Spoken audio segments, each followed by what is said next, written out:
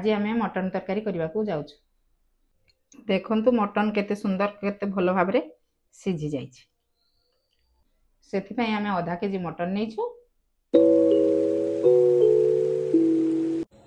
दर्शक बंधु देखंतु आम आज खासी मांस करने को जाऊँ। आम एने हलदी आउ सोरिष तेल दे ताकू मैरिनेट करी किछि समय रखिबु।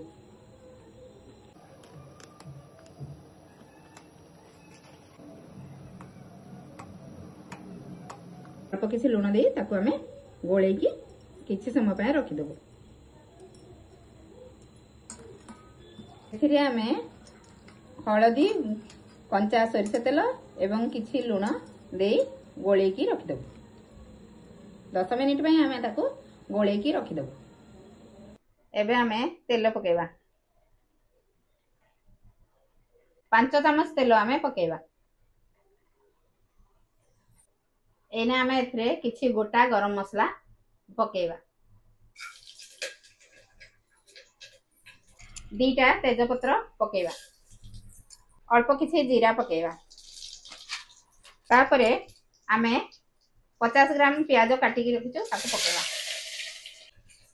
एबे आम ताकू किछि समय भाजी देबा।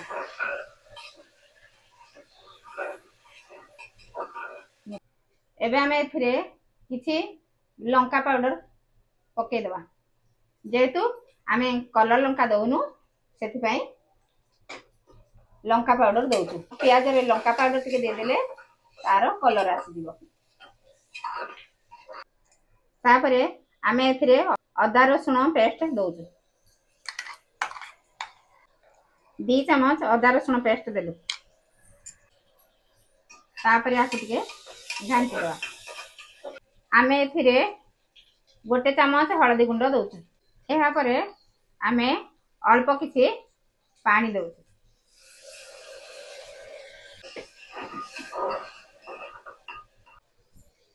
एने आमे एथिरे किछि जीरा गुंड दबा, किछि धनिया गुंड दबा। एथिरे अल्प किछि पानी दे दबा।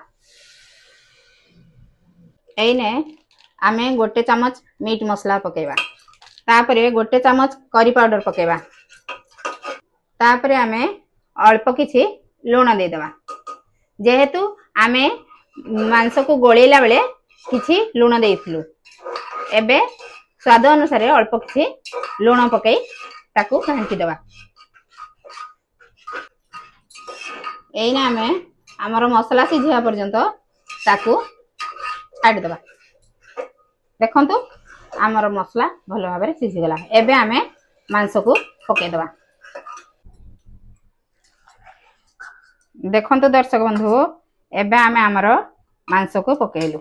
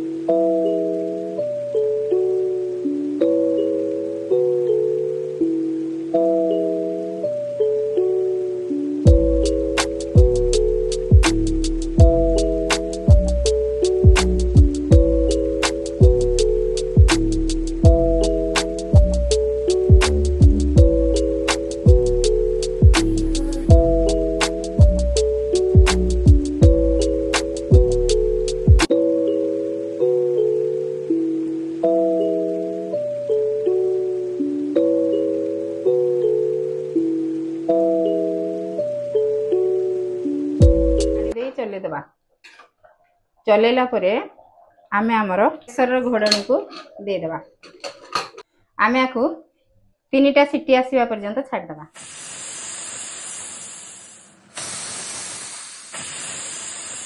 एबे हमर 3टा सीटी आसी गला। एने आमे गैस को बंद करी प्रेशर को ठंडा हवा पर्यंत छाड़ दबा। एबे हमर प्रेशर ठंडा हो गला। आमे इने खोली दबा।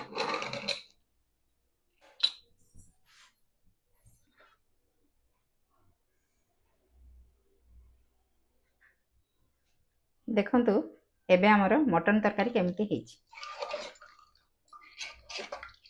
खासी मांस झोल हमर एबे केमिति हेछि देखंतु देखंतु मांस पूरा भल भाबरे हमर सिझी जाइछि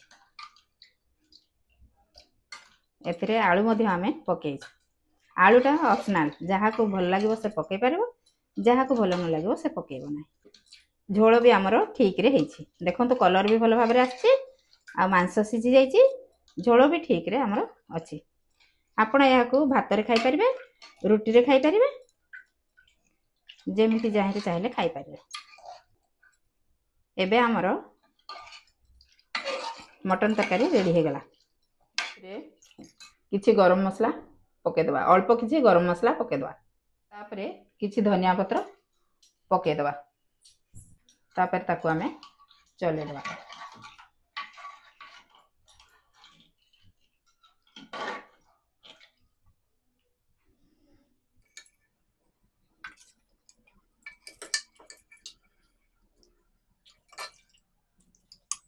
देखंतु मटन केते सुंदर केते भलो भाबरे सिझी जाइछि